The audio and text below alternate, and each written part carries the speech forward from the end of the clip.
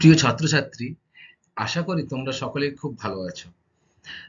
আমি তোমাদের জিওগ্রাফির সুমন স্যার। আচ্ছা স্টুডেন্ট, গত দুটো ক্লাসে কিন্তু আমরা এই উত্তর আমেরিকার যে ভূপ্রাকৃতিক বৈশিষ্ট্য, সেই ভূপ্রাকৃতিক বৈশিষ্ট্য সম্পর্কে জেনেছিলাম। জেনেছিলাম প্রথম ক্লাসে জেনেছিলাম নদ নদী এবং ভূপ্রকৃতি সম্পর্কে, এবং পরের ক্লাসে আমরা কি জেনেছিলাম জলবায়ু এবং স্বাভাবিক উদ্ভিদ সম্পর্কে। আজকে স্টুডেন্ট আমরা কিন্তু এই উত্তর আমেরিকার আরেকটা বিষয়, যেটা উত্তর আমেরিকার যে বৃহৎ হ্রদ অঞ্চল এবং যে কানাডীয় শিল্ড অঞ্চল, এই দুটো সম্পর্কে কিন্তু আমরা বিস্তারিত জানব। তাহলে ক্লাস শুরু করার আগে দেখি তোমাদের আগেকার ক্লাসের পড়া কেমন মনে আছে। কেউ আমাকে বলো, পৃথিবীর রুটির ঝুড়ি কাকে বলা হয়? Very good. পেইরি তৃণভূমি অঞ্চলকে বলা হয় পৃথিবীর রুটির ঝুড়ি। আচ্ছা, কোন অঞ্চলে, আমেরিকা যুক্তরাষ্ট্রের কোন অঞ্চলে সব থেকে বেশি গম উৎপন্ন হয়? ভেরি গুড, ডাকোটা রাজ্যে, তাই তো? আচ্ছা। আচ্ছা, তোমরা এবার বলো আমাকে যে বৃহৎ চাঁদোয়া কি? বৃহৎ চাঁদোয়া হলো একটা গাছের, মানে গাছগুলো এত ঘন ঘন থাকে, নিজেদের মধ্যে গায়ে গায়ে থাকে, যে পাতাগুলো উপর, মানে পাতাগুলোর উপর থেকে সূর্যের আলো পড়লে সেই সূর্যের আলো মাটিতে প্রবেশ করতে সহজে পারে না, ফলে একটা চাঁদোয়ার উপরে সৃষ্টি হয়। এটা হলো কি বৃহৎ চাঁদোয়া, তাই তো? আচ্ছা, ঠিক আছে স্টুডেন্ট, তাহলে শুরু করি আজকের আমাদের ক্লাস উত্তর আমেরিকার বৃহৎ যে হ্রদ অঞ্চল এবং কানাডার যে শিল্ড অঞ্চল, সেই সম্পর্কে। দেখো স্টুডেন্ট, হ্রদ অঞ্চল সম্পর্কে কিন্তু আমরা আগের ক্লাসেই মোটামুটি জেনে এসেছি, তাই তো? তাই আজ কিন্তু আরে বেশি বাড়তি আলোচনায় আমরা যাব না। আমরা যাব মেন ধারণা এবং এখানকার অবস্থান সম্পর্কে প্রথমে আমরা জেনে নেব। দেখো, যে আমেরিকা, উত্তর আমেরিকা মহাদেশ, উত্তর আমেরিকা মহাদেশের একেবারে পূর্ব দিকে কিন্তু কতকগুলি হ্রদ, বৃহৎ হ্রদ নিয়ে কিন্তু এই হ্রদ অঞ্চল সৃষ্টি হয়েছে। কোন কোন হ্রদ নিয়ে সৃষ্টি হয়েছে? সুপিরিয়র, মিশিগান, হুরন, ইরি ও অন্টারিও, এই যে পাঁচটা হ্রদ, এই পাঁচটা হ্রদ কিন্তু বৃহৎ হ্রদ অঞ্চলে সৃষ্টি করেছে। আর এই পাঁচটা হ্রদ অঞ্চলকে একসাথে কিন্তু বলা হয় হ্রদ অঞ্চল। ঠিক আছে? আর একটা মজার বিষয় দেখো স্টুডেন্ট, এই যে হ্রদ অঞ্চলের যে হ্রদগুলো, পাঁচটা হ্রদ, প্রতিটা কিন্তু একে অপরের সাথে কানেক্টেড। দেখবে সবার কোনোটার সাথে কোনোটা কোনো না কোনোভাবে যুক্ত রয়েছে। আচ্ছা, এই যে পাঁচটা হ্রদ পড়লাম, এই পাঁচটা হ্রদের মধ্যে সুপিরিয়র হ্রদটা কিন্তু উত্তর আমেরিকার সর্ববৃহৎ হ্রদ এবং পৃথিবীর দ্বিতীয় বৃহত্তম হ্রদ এই সুপিরিয়র। কিন্তু অবাক বিষয় হলো, মিষ্টি জলের যদি হ্রদ আমরা বলি, তাহলে কিন্তু পৃথিবীর প্রথম বা সর্ববৃহৎ মিষ্টি জলের হ্রদের নাম কি? সুপিরিয়র। তোমরা ছবিটা কিন্তু স্টুডেন্ট লক্ষ্য রাখো, দেখো এই যে হ্রদটা রয়েছে, এইটা কিন্তু উত্তর আমেরিকার সর্ববৃহৎ হ্রদ সুপিরিয়র, এবং পৃথিবীর মিষ্টি জলের দিক দিয়ে দেখতে গেলে সর্ববৃহৎ হ্রদ কিন্তু এই সুপিরিয়র। এছাড়া দেখো পাশাপাশি মিশিগান, হুরন, ইরি, অন্টারিও যে হ্রদগুলো রয়েছে, দেখো সবাই কোনো না কোনো ভাবে দেখো কানেক্টেড, তাই না? আচ্ছা, ঠিক আছে, তাহলে এবার আমরা চলে যাব এই অবস্থান। কোন স্থানের অবস্থান আমরা কি করে জানতে পারি স্টুডেন্ট, বলো? ভেরি গুড, অক্ষাংশ আর দ্রাঘিমাংশ দেখে, তাই তো?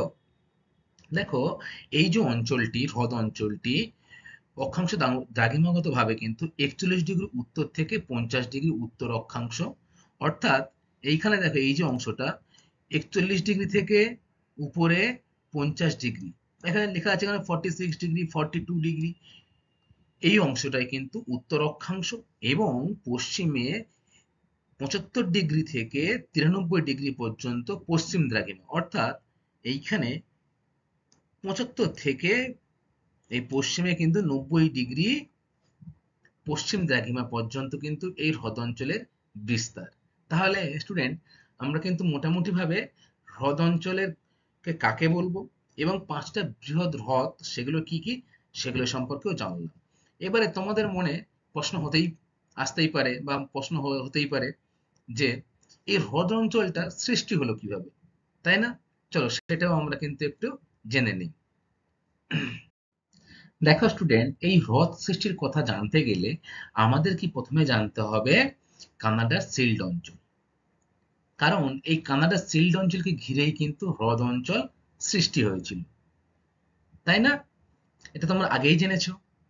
আচ্ছা স্টুডেন্ট, তোমরা কি আইস এজ বলে যে কার্টুন সিনেমাটা আছে তোমরা দেখেছো? আইস এজ অনেকে দেখেছো, তাই তো? এই যে হাতি, কার্টুন, বরফ, মনে পড়েছে? বাহ, অনেকে দেখেছো। সেখানে কি দেখানো হয়েছিল? বাহ, আজ থেকে কিন্তু 400-500 কোটি বছর আগে কিন্তু পৃথিবীর বেশিরভাগ অংশটা কিন্তু বরফে পরিণত হয়েছিল, তাই তো? সেই বরফে অঞ্চলগুলির মধ্যে এই কানাডীয় সিল্ড অঞ্চল কিন্তু ছিল অন্যতম। বেশিরভাগ ওই হাডসন উপসাগরকে কেন্দ্র করে যে বেশিরভাগ অঞ্চল, পুরো অঞ্চলটাই কিন্তু বরফে আবৃত ছিল। এবং দীর্ঘদিন ধরে ক্ষয়কাজ চলার ফলে কিন্তু পরবর্তীকালে এই বরফগুলো কমে গিয়ে অনেকগুলো অববাহিকার সৃষ্টি হয়। বুঝতে পেরেছো? এই অববাহিকা থেকে নিচু যে অংশগুলো, সেইগুলোতে জল ধীরে ধীরে ধীরে ধীরে জমে সেগুলো কিন্তু এই বর্তমানে হ্রদ অঞ্চলের সৃষ্টি হয়েছে। এটা একটা মত। আবার বিজ্ঞানীরা বলছেন এই আইস এজ নয়, অন্য একটা মতে বলছে তারা যে যে পাতের যে চলন, তোমরা পাতের চলন নিশ্চয়ই পড়েছো। হ্যাঁ, এই পাতের যে চলন, এই চলনের ফলে এই হাডসন উপসাগরকে কেন্দ্র করে যে সিল্ড অঞ্চল সেটা কিন্তু অবনমিত হয়ে যায় পাতের সংঘর্ষের ফলে। অবনমিত হয়ে যাওয়ার ফলে জায়গাটা নিচু হয়ে যায়। এর ফলে সেখানে কিন্তু দিনের পর দিন যে হিম বা বরফ গলা যে জল, সেটা কিন্তু এসে সঞ্চয় করার ফলে এই হ্রদ অঞ্চল বা এই বৃহৎ যে 5টি হ্রদ, এই 5টা হ্রদের সৃষ্টি হচ্ছে। তাহলে তোমরা জানলে যে হ্রদ অঞ্চল সৃষ্টির কথা। এটাও কিন্তু তোমরা জানলে যে এই কানাডীয় যে সিল্ড অঞ্চল, সেই সিল্ড অঞ্চলকে কেন্দ্র করেই কিন্তু এই হ্রদ অঞ্চলের অবস্থান। ঠিক আছে, এখন আমরা এই হ্রদ অঞ্চলের ভূপ্রকৃতি কেমন বা কোন কোন নদী এখান থেকে সৃষ্টি হয়েছে সে সম্পর্কেও কিন্তু আমরা বিস্তারিত জানব। হ্রদ অঞ্চলের ভূপ্রকৃতি ও নদ নদী। ভূপ্রকৃতি অর্থাৎ ভূমিরূপটা কেমন, কোথাও উঁচু না কোথাও নিচু, এই সম্পর্কে কিন্তু আমরা জানবো। দেখো স্টুডেন্ট, হ্রদ অঞ্চলের বেশিরভাগ অংশ কিন্তু সমতল ভূমি, ঠিক আছে, কিন্তু মাঝে মাঝে কিন্তু তরঙ্গায়িত ভূমিরূপ লক্ষ্য করা যায়। এবং এই বৃহৎ যে হ্রদ অঞ্চল সৃষ্টি হয়েছে, এই হ্রদ অঞ্চলগুলির মধ্যে হ্রদগুলো কিন্তু প্রায় কাছাকাছি অবস্থান করছে। এবং পৃথিবীর দ্বিতীয় বৃহত্তম হ্রদের নাম কিন্তু সুপিরিয়র। দেখো তোমরা ছবিতে এই যে 5টা হ্রদ, 1, 2, 3, 4, 5, এই 5টা হ্রদের মধ্যে দেখো এই হ্রদটা কিন্তু সব থেকে বড়, আর এটাই কিন্তু সুপিরিয়র হ্রদ। আর একটা মজার বিষয়, এইখানে যে নদীগুলি রয়েছে সেগুলো হচ্ছে মিসিসিপি, মিসৌরি, সেন্ট লরেন্স, ইরি। এই যে নদীগুলো রয়েছে এই নদীগুলি কিন্তু মধ্যে সেন্ট লরেন্স একমাত্র নদী যে নদীটা কিন্তু এই 5টি হ্রদকে কিন্তু কানেক্ট করেছে। অর্থাৎ একটা নদী দ্বারা কিন্তু হ্রদগুলো কিন্তু একে অপরের থেকে যুক্ত হয়েছে, একে অপরের সঙ্গে যুক্ত হয়েছে। তাহলে সেই নদীটির নাম কি? পরীক্ষায় কিন্তু খুব ইম্পর্টেন্ট কোশ্চেনটা, সেন্ট লরেন্স। ঠিক আছে, দেখো এই যে অংশটা ইরি ও এটা হচ্ছে অন্টারিও, এই দুটো হ্রদের মাঝখানে কিন্তু পৃথিবীর বৃহত্তম জলপ্রপাত নায়াগ্রা কিন্তু এখানে সৃষ্টি হয়েছে। দেখো তোমরা নিচে ছবিটা, এটা কিন্তু পৃথিবীর নায়াগ্রা নায়াগ্রা জলপ্রপাত। এটা পৃথিবীর বৃহত্তম জলপ্রপাত। আশা করি তোমরা বুঝতে পেরেছো হ্রদ অঞ্চলে ভূপ্রকৃত নদ নদী সম্পর্কে। তাহলে হ্রদ অঞ্চলে যদি প্রধান নদীর নাম বলি তাহলে কি বলবো? Saint Lawrence. এছাড়া মিসিসিপি, মিসৌরি নদীও কিন্তু এখানে লক্ষ্য করা যায়। সেন্ট লরেন্স প্রধান নদী, তার কারণ এই হ্রদ অঞ্চলের যে 5টা হ্রদ তাদের প্রত্যেককে যুক্ত করেছে সেন্ট লরেন্স নদী। ঠিক আছে, আচ্ছা, এরপরে আমরা জলবায়ু এবং খনিজ সম্পদ সম্পর্কে জানব। হ্রদ অঞ্চলের জলবায়ু ও স্বাভাবিক উদ্ভিদ।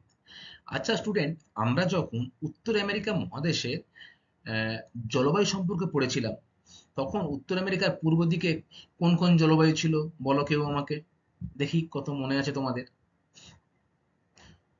ভেরি গুড, তৈগা আর তুন্দ্রা জলবায়ু, তাই তো। এই উত্তর আমেরিকার বেশিরভাগ হ্রদ অঞ্চলে বেশিরভাগ অঞ্চল কিন্তু এই তুন্দ্রা আর তৈগা এই দুটি জলবায়ুর মধ্যে অবস্থান করছে। তাহলে তোমরা বুঝতেই পারছো এখানে কিন্তু বছরের বেশিরভাগ সময় কি বরফ পড়ে এবং খুবই শীতল জায়গা। তাই হ্রদ অঞ্চলের জলবায়ু শীতল নাতিশীতোষ্ণ প্রকৃতির। শীতকালে কিন্তু এখানে প্রবল শৈত্যপ্রবাহ হয় এবং শীতকালে জল জমে যায় এবং যে নদীগুলো রয়েছে সেই নদীগুলো, হ্রদ অঞ্চলের নদী থাকবে স্বাভাবিক, সেই নদীগুলো কিন্তু বরফে পুরো ঢাকা পড়ে যায়। দেখো তোমরা ছবিটা, ডান দিকে ছবিটা দেখো, এটা কিন্তু একটা নদী। এই নদীটা কিন্তু শীতকালে কিন্তু পুরোটাই দেখো জল কিন্তু বরফ জমে গেছে। আর এটা তো গেল শীতকাল। এছাড়া গ্রীষ্মকালে কিন্তু এখানে জলবায়ু বেশ মনোরম থাকে এবং এই সময়ে কিন্তু এখানে অর্থাৎ গ্রীষ্মকালেই কিন্তু এই শীতল নাতিশীতোষ্ণ জলবায়ু অঞ্চলে বৃষ্টিপাত হয়। গড় বৃষ্টিপাতও খুব বেশি নয়, 70 থেকে মাত্র 80 সেমি। আচ্ছা, এ তো গেল জলবায়ু। এবারে যদি আমরা স্বাভাবিক উদ্ভিদে আসি তাহলে জলবায়ুর উপরেই কিন্তু স্বাভাবিক উদ্ভিদ নির্ভর করে, তাই তো। তাই এখানে বেশিরভাগ জায়গায় ওক, এলম, বীচ, ম্যাপেল, পপলার ইত্যাদি পর্ণমোচী জাতীয় স্বাভাবিক উদ্ভিদের অরণ্য সৃষ্টি হচ্ছে। তোমরা স্টুডেন্ট আমাকে বলো যে পর্ণমোচী উদ্ভিদ আমরা কাকে বলবো। ছবিটা দেখো নিচে, ঠিক বুঝতে পারবে। গাছের পাতা আছে? নেই না? আচ্ছা, তাহলে বলো পর্ণমোচী উদ্ভিদ কাকে বলবো।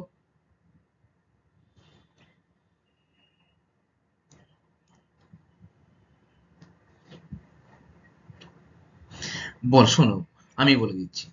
বছরে একটা নির্দিষ্ট সময়ে গাছ তার পাতা কিন্তু ঝরিয়ে দেয়, অর্থাৎ গাছের পাতা কিন্তু ঝরে মাটিতে পড়ে যায়, ঠিক আছে। এই যে উদ্ভিদগুলো এই কাজটা করে থাকে তাদের আমরা কি বলবো, পর্ণমোচী উদ্ভিদ। তাহলে ওক, এলাম, বীচ, ম্যাপল এই জাতীয় উদ্ভিদ কিন্তু পর্ণমোচী উদ্ভিদ, যা হ্রদ অঞ্চলের স্বাভাবিক উদ্ভিদ নামে পরিচিত, ঠিক আছে।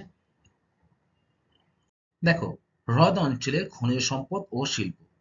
আচ্ছা, এই হ্রদ অঞ্চল কিন্তু খনিজ শিল্প কিন্তু খুব উন্নত। অর্থাৎ এখানকার যে একটা খনিজ শিল্প বা শিল্পে যদি কোনো স্থান বা কোনো দেশ উন্নত লাভ করতে চায় তাহলে প্রধান কিসের প্রয়োজন তোমরা বলো। ভেরি গুড, কাঁচামালের প্রয়োজন, তাই তো। তাহলে এই যে সিল্ট অঞ্চল বা এই যে হ্রদ অঞ্চল, এই হ্রদ অঞ্চলে কিন্তু প্রচুর পরিমাণে কয়লা, আকরিক লোহা, খনিজ তেল, চুনাপাথর, ম্যাঙ্গানিজ, দস্তা, লবণ, জিপসাম ইত্যাদি কিন্তু যথেষ্ট পরিমাণে পাওয়া যায়, যা এই অঞ্চলের কিন্তু শিল্প উন্নতির প্রধান কারণ। তাহলে আমরা কি জানলাম যে কোনো শিল্প উন্নতির ক্ষেত্রে কিন্তু প্রধান উপাদান কিন্তু তার কাঁচামাল, তাই তো। এর সাথে সাথে আরো কিছু রয়েছে, যেমন শ্রমিক, মূলধন, জলবিদ্যুৎ, তাপবিদ্যুৎ, তাই তো। এগুলো সম্পর্কে কিন্তু আমরা আস্তে আস্তে পরে জানবো। এখন আমরা জানবো এই যে কয়লা, যে বিষয়গুলো আমরা জানলাম, এই যে প্রধান প্রধান খনিজ সম্পদগুলি, এই উত্তোলক মানে কোথায় এগুলো বেশি পাওয়া যায়, কোন কোন অঞ্চলে এটা বেশি পাওয়া যায়। দেখো, কয়লা কিন্তু সব থেকে বেশি পাওয়া যায় ইলিনয় ও ইন্ডিয়ান রাজ্যে, কয়লা বেশি পাওয়া যায়। আকরিক লোহা বেশি পাওয়া যায় কিন্তু মেসাবিতে, যে অঞ্চলের নাম কিন্তু মেসাবি। আর এই মেসাবি কিন্তু মার্কিন যুক্তরাষ্ট্রের বৃহত্তম আকরিক লোহার কিন্তু খনি এই মেসাবি। তাহলে তোমরা মনে রাখবে, পরীক্ষার জন্য কিন্তু ইম্পর্টেন্ট, যদি বলে মার্কিন যুক্তরাষ্ট্রের বৃহত্তম আকরিক লোহার খনি কোনটি, তাহলে তোমরা উত্তর কি বলবে, মেসাবি, ঠিক আছে। এর পরে স্টুডেন্ট আমরা আসছি খনিজ তেল সম্পর্কে। খনিজ তেল মিশিগান, ওহিও এবং যে অন্টারিও হ্রদ রয়েছে সেই হ্রদ অঞ্চলের কিন্তু অনেকাংশে খনিজ তেল কিন্তু প্রচুর পরিমাণে পাওয়া যায়, যা কোনো শিল্প উন্নতির প্রধান কারণ, তাই তো। তাহলে আমরা কি জানলাম, জানলাম যে হ্রদ অঞ্চলে কোথায় কোথায় খনিজ সম্পদ পাওয়া যায় এবং হ্রদ অঞ্চলে কিন্তু সব থেকে বেশি খনিজ সম্পদ পাওয়া যায় এবং সেই জন্য এখানে শিল্প কিন্তু খুবই উন্নতি লাভ করেছে। হ্রদ অঞ্চল পৃথিবীর অন্যতম শ্রেষ্ঠ শিল্পাঞ্চল গড়ে ওঠার কারণ। আমরা স্টুডেন্ট কি জানলাম? জানলাম যে উত্তর আমেরিকা মহাদেশের যে হ্রদ অঞ্চল সেটা কিন্তু শিল্পে যথেষ্ট উন্নত। তবে এই হ্রদ অঞ্চল শিল্পে কেন এত উন্নত, সে কারণগুলো কিন্তু তোমাদের মনে প্রশ্ন আসতেই পারে যে কেন এই অঞ্চলটা শিল্পে এত উন্নত। তাহলে চলো সেই বিষয়গুলো আমরা জানি, কেন এই শিল্পাঞ্চল বা এই শিল্পোন্নতির কারণগুলি কি কি। দেখো, পঞ্চর হ্রদ ও সেন্ট লরেন্স নদীর পর্যাপ্ত জল শিল্পে ব্যবহৃত হয়। প্রথমে তোমরা স্টুডেন্ট এই পয়েন্টে লক্ষ্য করো। তাহলে কোনো শিল্পে কিন্তু প্রচুর পরিমাণে জলের প্রয়োজন, তাই তো? এই জল কোথায় পাবো আমি? পাঁচটা বৃহৎ হ্রদ রয়েছে, তাহলে জলের কি অভাব? না, অভাব না। তাহলে এই পাঁচটা বৃহৎ জল জল রয়েছে হ্রদ অঞ্চলের জল, এছাড়া সেন্ট লরেন্স নদীর কিন্তু পর্যাপ্ত জল এই হ্রদ অঞ্চলের কিন্তু শিল্প উন্নতিতে প্রধান ভূমিকা অর্জন করে। এছাড়া দেখো, বনজ ও প্রাণীজ কাঁচামাল শিল্পের, কোনো শিল্প উন্নতির ক্ষেত্রে কিন্তু স্টুডেন্ট কাঁচামালের গুরুত্ব সব থেকে বেশি, তাই না? কাঁচামাল ছাড়া কি কখনো শিল্প চলবে বা হবে? হবে না। কারণ কাঁচামালই হলো কোনো শিল্পের মূল উপাদান। তাহলে সেটা বনজ এবং প্রাণীজ কাঁচামাল পাওয়া যায় প্রচুর পরিমাণে এই হ্রদ অঞ্চলে। ফলে এখানে শিল্প কিন্তু পৃথিবীর শ্রেষ্ঠ শিল্পাঞ্চলে পরিণত হচ্ছে। আচ্ছা, বনজ প্রাণীজ কাঁচামাল হয়ে গেল। এবারে দেখো, ঘনবসতিপূর্ণ হওয়ায় পর্যাপ্ত শ্রমিক পাওয়া যায়। শিল্পে স্টুডেন্ট, শিল্প তো উন্নত লাভ করবে, কাঁচামাল লাগবে, জল লাগবে, কিন্তু তার সাথে যদি শ্রম না লাগে, অর্থাৎ আমরা বা মানুষ মানুষ যদি ওই শিল্পে কারখানায় কাজ না করে, তাহলে কি শিল্পটা উৎপাদন কি একা একা হবে কখনো? হবে না। তাহলে শ্রমিক লাগবে। তাহলে সেখানে এই হ্রদ অঞ্চলটা ঘনবসতিপূর্ণ হওয়ায় সেখানে জনগণ সংখ্যার কিন্তু কোনো কমতি নেই, জনসংখ্যা প্রচুর। তাই জনসংখ্যা অত্যাধিক হওয়ার কারণে যে শ্রমিক, সেই শ্রমিক কিন্তু সুলভে এইসব শিল্পাঞ্চলে কিন্তু যথেষ্ট পরিমাণে পাওয়া যায়। ঠিক আছে? দেখো, উন্নত পরিবহন ব্যবস্থা, জলপথ ও সড়কপথের মাধ্যমে এই অঞ্চলে জালের মতো বিস্তৃত। দেখো, হ্রদ অঞ্চল কিন্তু অনেকগুলো হ্রদ এবং সেন্ট লরেন্স নদী, ফলে কি, ফলে কিন্তু পরিবহন ব্যবস্থা কিন্তু এখানে খুবই উন্নত। বড় বড় আহ, নৌকা বা জাহাজের মাধ্যমে কিন্তু, জলপথের মাধ্যমে বিভিন্ন যে খনিজ সম্পদ কারখানায় নিয়ে আসা হয়, বা সড়কপথের মাধ্যমেও কিন্তু জালের মতো কিন্তু ছড়িয়ে ছিটিয়ে রয়েছে এই অঞ্চলের পরিবহন। তাই উন্নত পরিবহন কিন্তু শিল্পোন্নতির কারণ, তাই তো? আচ্ছা, কলকারখানা অবধি আমি খনিজটাকে নিয়ে আসবো কিভাবে? পরিবহন লাগবে, গাড়ি ঘোড়া লাগবে। সেটা জলপথে হতে পারে, সড়ক পথেও হতে পারে, তাই তো? আচ্ছা, দেখো, এখানকার খরস্রোতা নদীগুলি ও নায়াগ্রা জলপ্রপাত থেকে প্রচুর জলবিদ্যুৎ উৎপাদন হয়। শিল্পে কিন্তু আর একটা জিনিস খুবই দরকার, সেটা কিন্তু বিদ্যুৎ প্রয়োজন। অনেক কারখানায় দেখবে অত্যাধুনিক যন্ত্রপাতি চলে, সেগুলো কার মাধ্যমে চলে? বিদ্যুৎ। তাহলে যে কোনো শিল্পে কিন্তু বিদ্যুতের কিন্তু চাহিদা অফুরন্ত। আর এই অঞ্চলে, হ্রদ অঞ্চলে কিন্তু প্রচুর খরস্রোতা নদী রয়েছে এবং নায়াগ্রা জলপ্রপাত রয়েছে।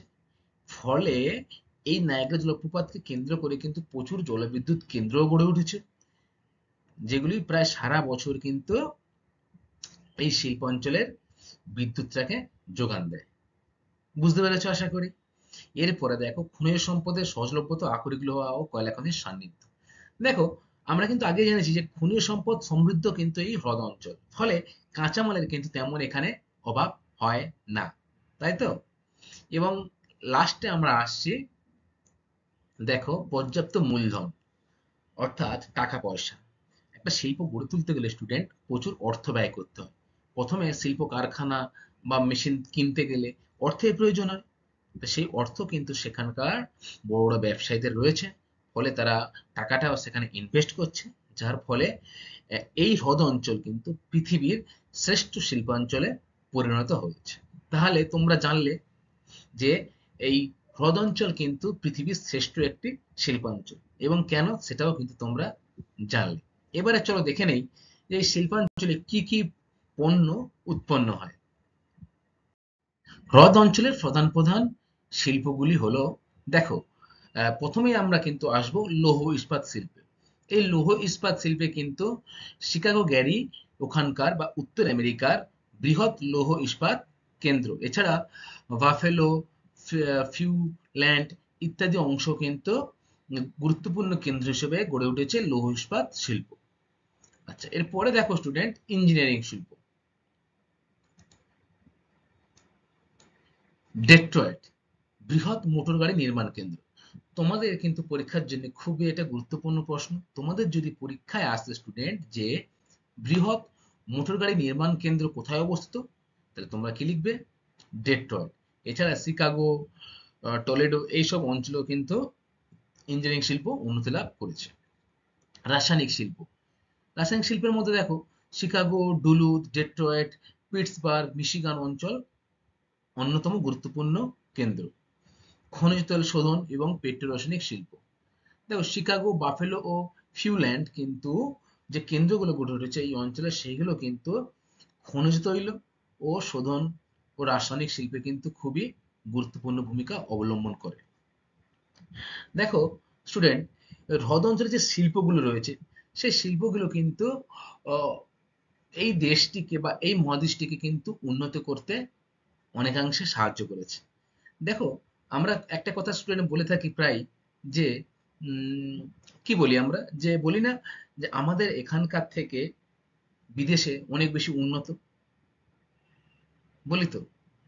এই উন্নত হওয়ার পিছনে কিন্তু এই শিল্পের অবদান কিন্তু অনস্বীকার্য। কারণ একটা দেশের শিল্পই কিন্তু সেই দেশটাকে উন্নতির শিখরে নিয়ে যেতে পারে। এখানকার এই যে শিল্প কারখানাগুলি থেকে উৎপন্ন যে কেন্দ্রগুলো, সেটা কিন্তু সারা বিশ্বে রপ্তানি করা হয়, যা থেকে কিন্তু এই হ্রদ অঞ্চল প্রচুর মুনাফা অর্জন করে বা প্রচুর অর্থ উপার্জন করে। ঠিক আছে? দেখো, মাংস শিল্প। শিকাগো হচ্ছে পৃথিবীর কসাইখানা বলা হয় শিকাগোকে। শিকাগো শহর বিখ্যাত শহর। আচ্ছা, শিকাগো শহর বললে আমাদের কার কথা মনে পড়ে স্টুডেন্ট? বলো তোমরা, বলো। স্বামী বিবেকানন্দের কথা, তাই তো? তিনি শিকাগোতে ধর্ম সম্মেলনে অংশগ্রহণ করেছিলেন এবং সেখানে তিনি তার বক্তৃতার মাধ্যমে আহ, দর্শকদের কিন্তু মুগ্ধ করেছিলেন এবং আহ, সারা বিশ্বের কাছে ভারতকে কিন্তু একটা গুরুত্বপূর্ণ স্থানে অর্জন করিয়েছিলেন চিকাগো শহরে স্বামী বিবেকানন্দ ধর্ম সম্মেলনে। আচ্ছা, তাহলে এই চিকাগো শহর কিন্তু পৃথিবীর কসাইখানা, অর্থাৎ এখানে কিন্তু প্রচুর পরিমাণে মাংসজাত দ্রব্য উৎপন্ন হয়। অর্থাৎ গবাদি পশু, ভেড়া বা বিভিন্ন যে পশুপালন, এই পশুপালনের ফলে কিন্তু প্রচুর মাংস কিন্তু এখানে উৎপন্ন হয়। এই উৎপন্ন মাংস কিন্তু কেটে সারা বিশ্বে কিন্তু মাংস কিন্তু রপ্তানি করা হয়। তাই চিকাগো শহরকে কিন্তু পৃথিবীর কসাইখানা বলা হয়। আচ্ছা, তাহলে কি জানলাম আমরা? যে মাংস শিল্পে উন্নত শহরের নাম কি? শিকাগো। এবারে দেখো ময়দা শিল্প। আমরা কিন্তু একটু আগেই স্টুডেন্ট পড়েছিলাম যে পেইরি তৃণভূমি অঞ্চল, যেখানে প্রচুর পরিমাণে গম উৎপন্ন হয়, তাই তো? এবং সমগ্র আমেরিকা যুক্তরাষ্ট্রের মধ্যে ডাকোটা রাজ্য কিন্তু সব থেকে বেশি গম উৎপন্ন করে। ফলে ময়দা শিল্পেও কিন্তু এই অঞ্চল বা হ্রদ অঞ্চল কিন্তু খুবই উন্নতি লাভ করেছে। কারণ প্রচুর পরিমাণে গম উৎপন্নের ফলে এই গম থেকে কিন্তু ময়দা, আটা ইত্যাদি তৈরি হয়, আমরা সকলেই জানি, তাই তো? তাই দেখো, এই যে বাফেলো রয়েছে, এই বাফেলো কিন্তু পৃথিবীর শ্রেষ্ঠ ময়দা উৎপাদন কেন্দ্র।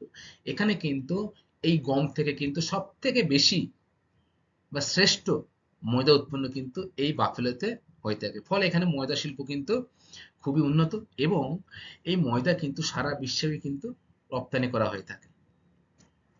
লাস্ট দেখো, পৃথিবীর রাবার রাজধানী কাকে বলা হয়? অ্যাক্রনকে। খুব ভালো করে তোমরা মুখস্থ করবে, যদি পরীক্ষায় কোশ্চেন আসে যে পৃথিবীর রবার রাজধানী কাকে বলা হয়? অ্যাক্রনকে। কারণ এই রবার শিল্পে কিন্তু অ্যাক্রন সব থেকে বেশি উৎপন্ন করা হয়। অ্যাক্রনে রবার সব থেকে বেশি উৎপন্ন করা হয়, যার ফলে এই রবার শিল্পের রাজধানী বলা হয় কিন্তু অ্যাক্রনকে। ঠিক আছে? তাহলে কিন্তু স্টুডেন্ট আমরা কি জানলাম? জানলাম যে হ্রদ অঞ্চলে কি কি শিল্প পাওয়া, মানে কি কি শিল্প কেন্দ্র রয়েছে এবং সেখান থেকে কি কি উৎপন্ন হয়। ঠিক আছে? হ্রদ অঞ্চলের কৃষিকাজ।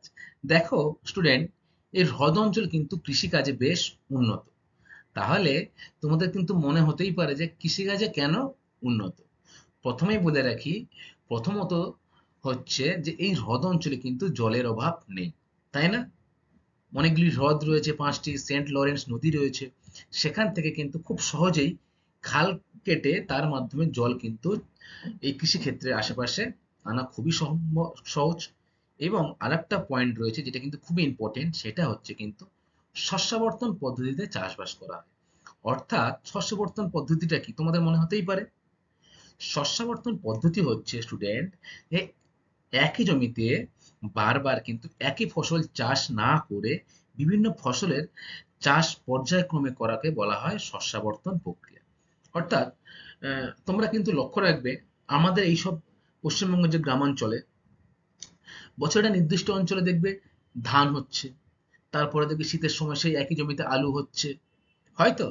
ঠিক এটাকেই কিন্তু বলা হচ্ছে শস্যাবর্তন প্রক্রিয়া। অর্থাৎ জমিটা কিন্তু পড়ে থাকছে না, জমিটা একটা একটা চাষ হয়ে যাচ্ছে, তার ঠিক পরেই কিন্তু অপর একটি শস্য এই জমিতে চাষ করা হচ্ছে।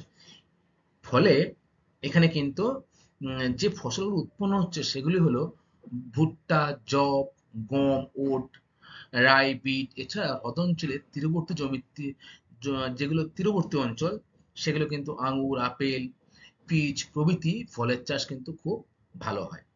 আরেকটা কথা, ভুট্টা উৎপাদনে কিন্তু এই হ্রদ অঞ্চল বিশ্বের মধ্যে প্রথম স্থান অধিকার করেছে। তাহলে তোমরা মনে রাখবে যে বিশ্বের মধ্যে কিন্তু হ্রদ অঞ্চল ভুট্টা উৎপাদনে প্রথম স্থান অধিকার করে। যেহেতু কৃষিকাজে খুব উন্নত, সেহেতু এখানে পশুপালনটাও কিন্তু খুব ভালো হয়। সেটা আমরা পরে আসবো। আগে আমরা জেনে নেই এই হ্রদ অঞ্চলে কৃষিতে কেন উন্নতি লাভ করেছে বা এত উন্নতির কারণ কি। দেখো, প্রথমেই আমরা আসবো কিন্তু হ্রদ অঞ্চলে বা কোনো অঞ্চল কৃষিতে উন্নতি করার প্রধান কারণ হচ্ছে বিস্তীর্ণ সমতল ভূমিভাগ। দেখো এই পয়েন্টটা, কারণ সমতল ভূমিভাগেই কিন্তু চাষবাস ভালো হয়। দ্বিতীয় দেখো, আধুনিক পদ্ধতিতে কৃষিকাজের সুযোগ। দেখো তোমরা নিচের ছবিটা, আধুনিক কৃষি পদ্ধতির মাধ্যমে কিন্তু জমিতে সার দেওয়া হচ্ছে, ফসল কাটা হয়, তাই না? বর্তমানে আমরা কি দেখি গ্রামের দিকে গেলে, যে ধান কাটারও কিন্তু একটা মেশিন রয়েছে, তাই না? অর্থাৎ কৃষি উন্নতির ক্ষেত্রে কিন্তু এই অত্যাধুনিক যন্ত্রপাতির কিন্তু ব্যবহার খুবই প্রয়োজন। নাম্বার ৩, শস্যাবর্তন প্রক্রিয়া, যেটা আমরা এক্ষুনি কিন্তু জানলাম। ৪ দেখো, হ্রদ অঞ্চল থেকে প্রচুর পর্যাপ্ত জলের প্রয়োগ পাওয়া যায়। এটাও জেনেছি আমরা, কারণ হ্রদ অঞ্চলে পর্যাপ্ত জল কৃষি উন্নতিতে সাহায্য করে। দেখো তারপরে ঘনবসতির জন্য কৃষিজ ফসলের ব্যাপক চাহিদা। আচ্ছা, যেহেতু জনঘনত্ব বেশি, তার ফলে খাদ্যের চাহিদা কিন্তু বেশি, স্বাভাবিক। ফলে কৃষিতে কিন্তু বেশি উৎপন্ন করতে হচ্ছে, তাই না? তাই কোনো জিনিসের চাহিদা কিন্তু সেই জিনিসকে উৎপন্ন করতে বেশি সাহায্য করে। যেহেতু এই শাক সবজি ইত্যাদি, গম ইত্যাদির চাহিদা বেশি, তাই উৎপন্ন হচ্ছে কিন্তু বেশি পরিমাণে। আচ্ছা, উর্বর চান্ন যে মৃত্তিকা, আমরা সকলেই জানি যে মৃত্তিকার উর্বরতার উপরে কিন্তু ফসল অনেকটা নির্ভর করে, তাই তো? এই হ্রদ অঞ্চলে কিন্তু উর্বর চান্নজের মৃত্তিকা পাওয়া যায়, যা এই ফসলগুলো উৎপন্ন হতে কিন্তু খুবই সাহায্য করে। আর কি রয়েছে, নাতিশীতোষ্ণ ও আর্দ্র জলবায়ু, যে কারণে পরিমত বৃষ্টিপাত ও উষ্ণতা। আর্দ্র জলবায়ু অর্থাৎ বৃষ্টিপাতের পর্যাপ্ত পরিমাণ রয়েছে, তাই সেখানকার জলবায়ু আর্দ্র। আর ফসলের ক্ষেত্রে কিন্তু বৃষ্টিপাত অনেক প্রয়োজন, তাই তো? আচ্ছা, সামগ্রিকভাবে কিন্তু এই কৃষিকাজ বা কৃষি উন্নতির প্রধান কারণগুলি কিন্তু এইগুলি। এখন আমরা উত্তর আমেরিকার যে হ্রদ অঞ্চলের যে পশুপালন, সেই পশুপালন সম্পর্কে একটু জানব। হ্রদ অঞ্চলের পশুপালন। দেখো, উম, হ্রদ অঞ্চল কিন্তু কৃষিকাজে খুবই উন্নত, ফলে এখানে কিন্তু পশুপালনও ভালো হয়। তার কারণ এই হ্রদ অঞ্চলের পার্শ্ববর্তী শহরগুলোতে কিন্তু প্রচুর দুগ্ধজাত দ্রব্য, মাংস সরবরাহ করার জন্য উন্নত পদ্ধতিতে গবাদি পশু চাষ করা হয়। এছাড়া কিন্তু জার্সি গরু বা হাঁস মুরগির যে পোল্ট্রি ফার্ম সেগুলোও কিন্তু গড়ে উঠেছে। আর এই যে পেইরি তৃণভূমি অঞ্চল রয়েছে, এই পেইরি তৃণভূমি অঞ্চলে কিন্তু প্রচুর পরিমাণে ছোট ছোট ঘাস উৎপন্ন হয়। ফলে গবাদি পশুর প্রধান খাদ্য কি? ঘাস জাতীয় খাদ্য। ফলে এখানে কিন্তু ঘাস প্রচুর পরিমাণে পাওয়া যায়। এছাড়া দেখো, মিশিগান হ্রদের তীরে অবস্থিত শিকাগো শহর মাংস উৎপাদন ও সংরক্ষণ কেন্দ্র হিসেবে পৃথিবীতে বিখ্যাত। এটা কিন্তু আমরা একটু আগেই জেনে এসেছি যে শিকাগো শহরকে পৃথিবীর কসাইখানা বলা হয়। এছাড়া আরেকটা জায়গা রয়েছে যার নাম হচ্ছে উইসকনসিন। উইসকনসিন প্রদেশে কিন্তু ডেয়ারি রাজ্য স্থাপন করা হয়েছে, অর্থাৎ প্রচুর পরিমাণে দুগ্ধজাত দ্রব্য কিন্তু কলকারখানা বা আহ, যে বিভিন্ন কেন্দ্রগুলো রয়েছে তাতে কিন্তু সেখানে প্রক্রিয়াকরণের মাধ্যমে সারা বিদেশে রপ্তানি করা হয়। ঠিক আছে? তাহলে এটা গেল হ্রদ অঞ্চলের পশুপালন। তাহলে এর পরে স্টুডেন্ট আমরা কিন্তু আসবো কানাডীয় শিল্ড অঞ্চল সম্পর্কে। আমরা কিন্তু হ্রদ অঞ্চল টাকে শেষ করলাম। আশা করি তোমরা সকলেই প্রায় বুঝতে পেরেছো হ্রদ অঞ্চলে কৃষিকাজ, পশুপালন, জলবায়ু, স্বাভাবিক উদ্ভিদ বা হ্রদ অঞ্চলের অবস্থান সম্পর্কে আর কোন তোমাদের অসুবিধা না থাকার কথা, তাই তো? হলে আমাকে অবশ্যই জানাবে, আমি আবার তোমাদের এই ক্লাসটা করাবো। এবারে স্টুডেন্ট আমরা জানবো এই কানাডার যে শিল্ড অঞ্চল, সেই শিল্ড অঞ্চল সম্পর্কে। দেখো তোমরা, উত্তর আমেরিকার যে উত্তর পূর্বাংশ প্রাচীন শিলাগঠিত ক্ষয়প্রাপ্ত মালভূমি অবস্থান করছে, তাকে কিন্তু আমরা কি বলবো? কানাডিয়াল শিল্ড অঞ্চল। তোমরা ছবিতে লক্ষ্য করো স্টুডেন্ট, দেখো এটা হচ্ছে হাডসন উপসাগর। এই হাডসন উপসাগরকে কেন্দ্র করে এর চারিদিকে যে এই অংশটা, এই অংশটাই কিন্তু হলো কানাডিয়ান শিল্ড অঞ্চল। ঠিক আছে? এবং এটা ঠিক, এই হাডসন উপসাগরটা ঠিক ভি আকৃতি করে রয়েছে এবং এর চারিদিকেই কিন্তু যে অঞ্চল সৃষ্টি হয়েছে এবং এই অঞ্চল কিন্তু ক্ষয়প্রাপ্ত মালভূমি অবস্থান করছে এবং প্রাচীন ভূখণ্ড। একে আমরা কি বলবো? কানাডিয়াল শিলা শিল্ড অঞ্চল। আচ্ছা, এই কানাডিয়ান শিল্ড বা শুধু শিল্ড যে কথাটা রয়েছে, সেই শিল্ড কথাটার অর্থ কি সেটা কিন্তু আমাদের জানতে হবে, তাই না? তাছাড়া আমরা কি করে জানবো যে শিল্ড অঞ্চল মানে কি অঞ্চল? শিল্ড অঞ্চল কথার অর্থ হচ্ছে স্টুডেন্ট যে পাথুরে তরঙ্গায়িত প্রাচীন ভূখণ্ড। অর্থাৎ জমিটা কিন্তু পাথুরে হবে এবং সেটা কিন্তু এবড়ো খেবড়ো হবে। ঠিক আছে? তাহলে শিল্ড কথার অর্থ কি বলো? Very good. পাথুরে তরঙ্গায়িত প্রাচীন ভূখণ্ড হচ্ছে শিল্ড অঞ্চল। এবারে আমরা এই শিল্ড অঞ্চল সীমানা সম্পর্কে একটু জেনে নেব। অর্থাৎ শিল্ড অঞ্চলের উত্তর পূর্ব এবং পশ্চিম এবং দক্ষিণ কোন কোন স্থান অবস্থান, কোন কোন জিনিসগুলো অবস্থান করছে সেগুলো কিন্তু আমরা জেনে নেব। তোমরা ভালো করে লক্ষ্য করো স্টুডেন্ট, এই যে শিল্ড অঞ্চল, শিল্ড অঞ্চলের একেবারে পূর্ব দিকে কিন্তু রয়েছে ল্যাব্রাডার। আমরা ল্যাব্রাডার উচ্চভূমি যখন ভূপ্রকৃতি পড়তে যাই তখন আমরা কি পড়েছিলাম? পূর্ব দিকে রয়েছে ল্যাব্রাডার, না? ল্যাব্রাডার উচ্চভূমি, তাই তো? এবং দক্ষিণ দিকে কি রয়েছে? দেখো, এই যে দক্ষিণ দিকে অর্থাৎ নিচের দিকে বৃহৎ হ্রদ অঞ্চল। তাহলে কানাডা শিল্ড অঞ্চলের নিচের দিকে অর্থাৎ দক্ষিণ দিকে রয়েছে কিন্তু বৃহৎ পঞ্চহ্রদ অঞ্চল। আর পূর্ব দিকে রয়েছে কিন্তু ল্যাব্রাডার। পশ্চিমে অর্থাৎ এই দিকটাতে রয়েছে কিন্তু গ্রেট বিয়ার ও গ্রেট স্লেভ অঞ্চল। আর উত্তর দিকে রয়েছে অর্থাৎ উপরের দিকে রয়েছে কিন্তু সুমেরু মহাসাগর। ঠিক আছে? এই অংশটা কিন্তু সুমেরু মহাসাগর। তাহলে আমরা সীমানা সম্পর্কে জানলাম। কানাডা শিল্ড অঞ্চলের সীমানা অর্থাৎ উত্তর পূর্ব পশ্চিম দক্ষিণ দিকে কি কি স্থান রয়েছে সেগুলো জানলাম। এরপরে স্টুডেন্ট আমরা কিন্তু এই কানাডীয় শিল্ড অঞ্চলের ভূপ্রকৃতি ও নদ নদী সম্পর্কে, কানাডীয় শিল্ড অঞ্চলের ভূপ্রকৃতি ও নদ নদী। দেখো, আমরা কিন্তু আগেই জেনেছিলাম এই কানাডীয় শিল্ড অঞ্চলটা কিন্তু একসময় পুরো বরফে আবরণ ছিল, তাই তো? এবং দীর্ঘদিন ক্ষয়কাজের ফলে কিন্তু এটা একটা মালভূমিতে পরিণত হয়েছে, তাই না? এবং এটাই কিন্তু পৃথিবীর প্রাচীনতম ভূখণ্ডের কিন্তু একটা অংশ বিশেষ। বুঝতে পারলে? আর এই অঞ্চলটি কিন্তু স্টুডেন্ট গ্রানাইট এবং নিস জাতীয় যে শিলা, সেই গ্রানাইট ও নিস শিলা দ্বারা কিন্তু গঠিত। দীর্ঘদিন ধরে হিমবাহের ক্ষয়কাজের ফলে অঞ্চলটি কিন্তু বর্তমানে ক্ষয়প্রাপ্ত মালভূমিতে পরিণত হয়েছে। আচ্ছা, এটা তো গেল ভূপ্রকৃতি। আমরা যদি এখানকার নদ নদী বলি স্টুডেন্ট, তাহলে দেখো এখানকার নদ নদীর মধ্যে প্রধান হচ্ছে ম্যাকেঞ্জি, চার্চিল এবং নেলসন। আর একটা বৈশিষ্ট্য হচ্ছে এই যে নদীগুলি রয়েছে এই নদীগুলি কিন্তু এই হ্রদ অঞ্চলে বিভিন্ন হ্রদকে কিন্তু একে অপরের সাথে যুক্ত করেছে। ঠিক আছে? পাশাপাশি অঞ্চলকে কিন্তু এই নদীগুলি দ্বারা যুক্ত করা হয়েছে। আর একটা মজার বিষয় স্টুডেন্ট, এই যে ম্যাকেঞ্জি নদী, এটা কিন্তু শীতের সময় পুরো বরফে ঢাকা পড়ে যায়।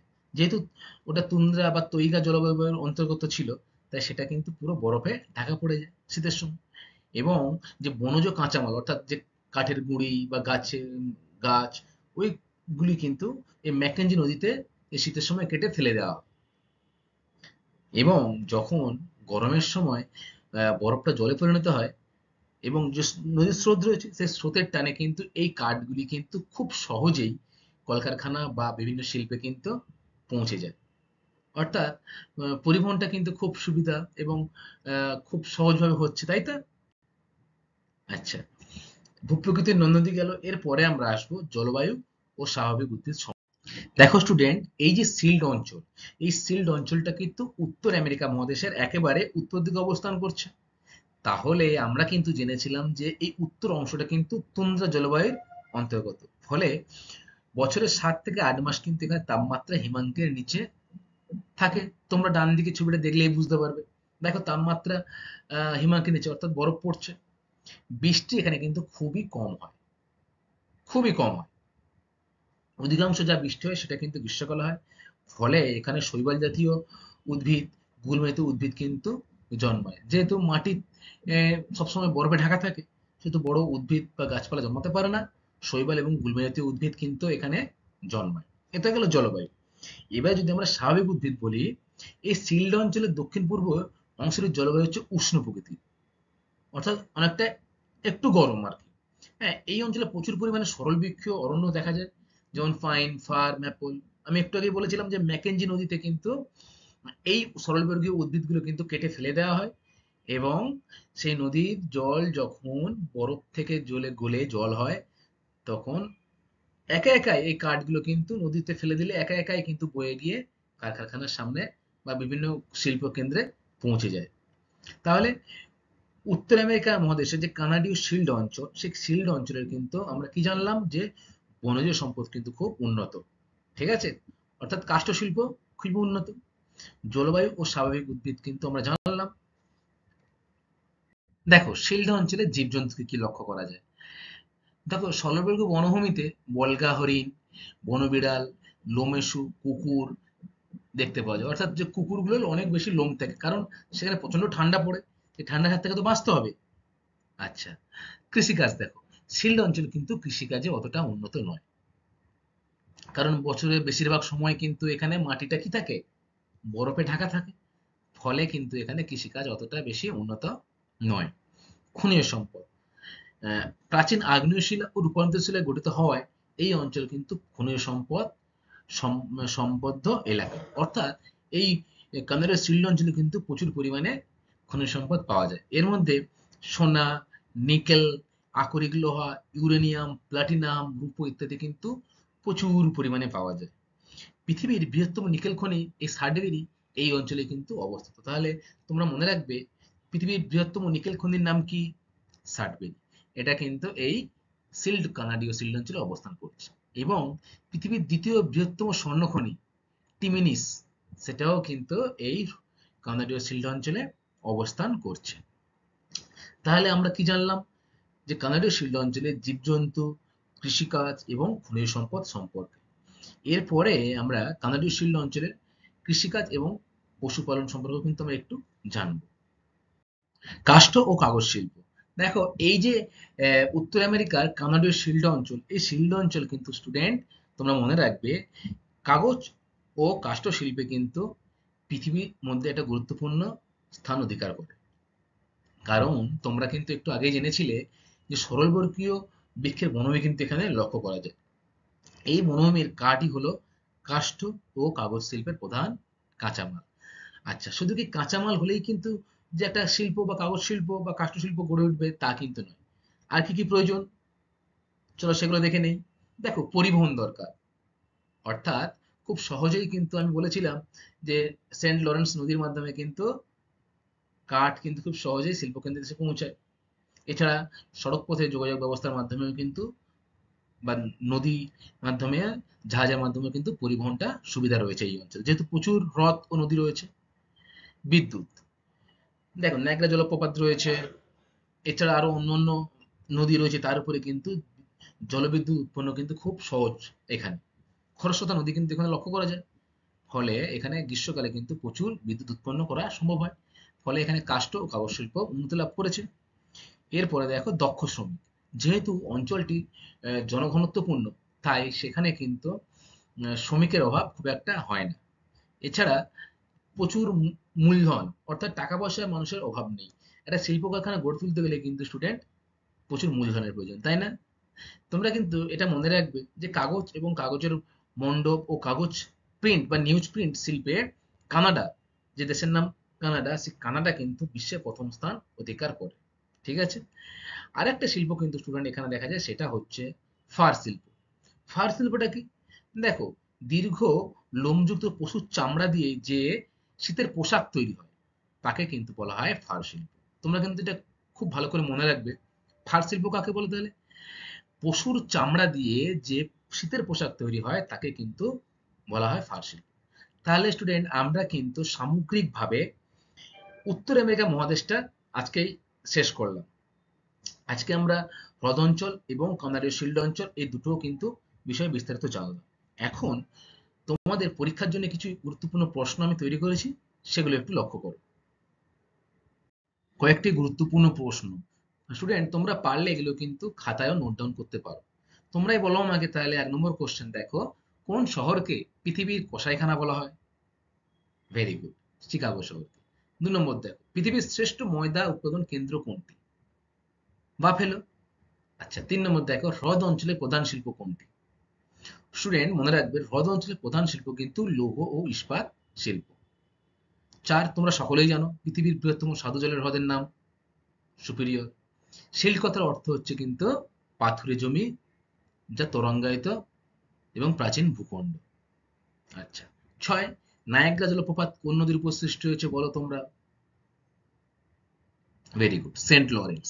আচ্ছা, দেখো কাগজ শিল্পে বিশ্বে প্রথম স্থান অধিকার করেছে কোন দেশ? আমি এক্ষুনি বললাম, বলো। কানাডা। খুব ভালো। কানাডা কিন্তু কাগজ শিল্পে পৃথিবীতে প্রথম স্থান অধিকার করেছে। পৃথিবীর বৃহত্তম নিকেল খনির নাম? সার্টবেরি। Very good. আচ্ছা, এরপরে দেখো 9 নম্বর কোশ্চেন, ফার শিল্প কাকে বলে? খুবই গুরুত্বপূর্ণ একটা প্রশ্ন। ফার শিল্প কাকে বলে?